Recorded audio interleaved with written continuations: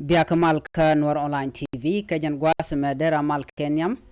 en lerdana belar kon ka jan gwasme ngot kan konore de hedi jogno mi jirama jidit ke mi jirama pay jeken channel me Noor Online TV channel de jogno jin nywaka kana asen ko kien ka ku subscribe ko blatin content banonka Noor Online TV bikan chamala shubkeji gwas dana pay kala sech noga ba an wo jinder notification bell der jetwain ko blatin TV bikan chamala shub gwas dan entiten man bana lat ka jan gwas me shetani nena shawut nuara kel shajanak ka gadang bakel sha kwal neti diaw ken o ka morleni ke ke ngwen morleni reaching kalankan jen la dana balinga jen gwas me en wala shenga jen dang joka pay ngwan ron kina daro jen dang ro ngwan jen gwas dana ban lera me bana je linkedin ko gor kon no de kon lera me de kon aling gwas me jen me bandan en telankan te ngai kon no lankan te ka jonglei chika menen yan ma gwas me ban men dan shoda lat re wichin wini ban je chulin kel chu je parwe jen obi nywaka nasin ko ken ko bler ti bi kan shamal la shu gwas ten gor kon ken o de ko ten shit kamen shaling katay da gwasamo shala no shimurleni nuar kel chikana nakki wunwar chikana nak ka chikan ga to shop ka bakkel chikan ka pech ke chikan ka kwal na motwo ka changa jandang ro bangwan ka paingwan ron kina daro jandang ro dungwan charo je me cha jalat an riga me to ka pan ka changa jandang ro bangwan ka paingwan ron kinda jandang ro dungwan Canadian content nakana skate nanga gat ke ngwane murle ke ngwane jaba ere ching dan nanga gatin shale tel kirkam ya kwaj kana lankan re duar kanyirol re wich ka jongle estate charo je mo chaja kweni nono en wudo mo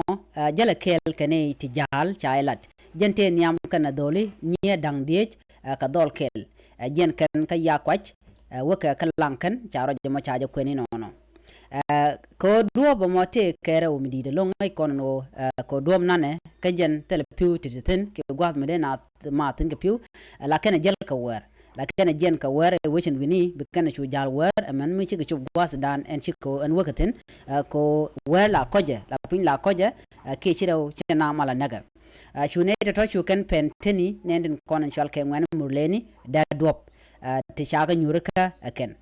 shingwan murle chigoro ne alaka no en ramchi bun ka do mo be kana kafke be kana nak shirka men shanga je no shikan wuro mo shikana nak shikan ga dang bakela to shikan ga nang jala den go me shika shub kudien shu da mo shwai shu nak ka shwanya dang de ka jan dol kela mo shwa shu nang aken ngane murle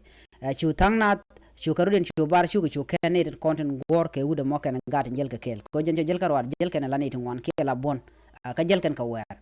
Canadian chicken chika shop kalang kan tama charo mo chajo kwen chicken tugle mo kire ga na chitu kan wini chicken balar chicken la no chimorleni chika ga dang bakel chicken nan ka chicken wuda dan jel ka ga chicken nak chala no chingwani tin kolang wani nuari re wichin wini chika kaira tama gor ka gat ko dong de ko chop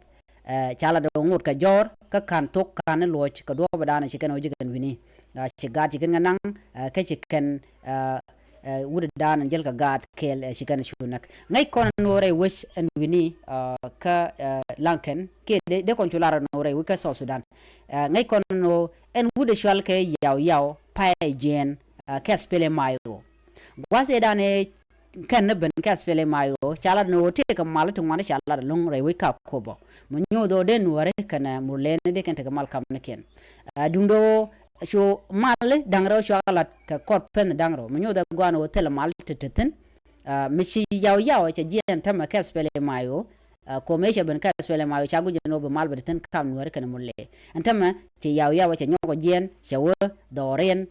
ka GPA ki Greater People Administrative Area alo cha chonkel kaneka cha loch ka ku mesal ke ma yadi de dane ko le jien ten ke me ko le tiaiten ka benda pin doctor yang machaten jen mi chalo jogo chongod ba neke nakana nankan gok kwalkan gat ana mo chagu jeno dong da dor ko chi wudde shal ke yaw chalo jok kwai ka do badan ba mal ma baje no ga jan gwasme na me daje le dan ye lingan wo chawun wara kel chaje nak ka shaga dang bakel shaga pech netin kon tin ngai kon ke shal ke morleni na mo jelle dan ye lingan tamma kari ga dan shora lare wejin wini kalankan ka jonglei state agenda de calling biya ta kamal cho ja parwi no yen biya ja nyak nasin ko ken bye bye